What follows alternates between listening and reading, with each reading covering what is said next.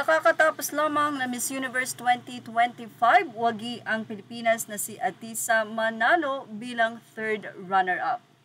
Pero marami pa rin ang nagsasabi na pang-winning ang kanyang answer. Narito po ang sagot nitong si Atisa Manalo sa question kung paano siya magiging kapaki-pakinabang bilang isang beauty queen. Narito po ang kasagutan ni Atisa Manalo.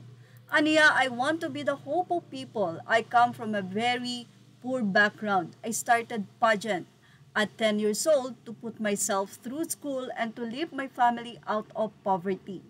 And if there's anything that I want to show the universe, I'm here right now. I'm standing as Miss Universe because I was able to get myself out of any situation because I was hardworking, I was persistent, and I fight for what I want. Thank you. Hindi man nasungkit ng Pilipinas o ni Miss Universe Atisa Manalo ang pagiging Miss Universe, ay waging-wagi pa rin siya sa puso ng mga Pilipino. Ipinakita ni Atisa Manalo ang kanyang consistency, ang napakagandang aura, ang napakagandang muka, ang kanyang mga kasuutan na elegante niyang dinadala. Kaya naman para sa mga Pinoy, third runner-up man si Atisa Manalo, siya siyempre ang waging-wagi sa puso ng mga Pilipino. Congratulations sa Atisa Manalo, third runner-up.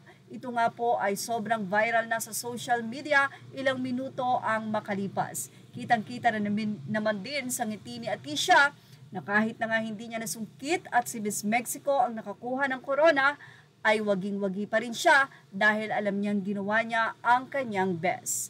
Well, ganun pa man, may mga Pinoy na hindi tanggap ang nasabi nga pong resulta ng nasabing contest dahil anila napakaganda ni Atisa at deserve niyang manalo bilang Miss Universe. Ganun pa man, maraming mga Pinoy ang sobrang proud na proud kay Atisa dahil hindi lamang siyang lumaban sa Miss Universe, pati na rin ang ating bansa.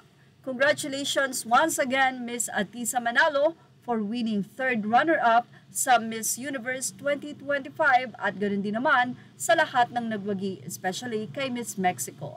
At yan ang ating showbiz snap update. Images are all credit to the rightful owners. Please like, share, and subscribe.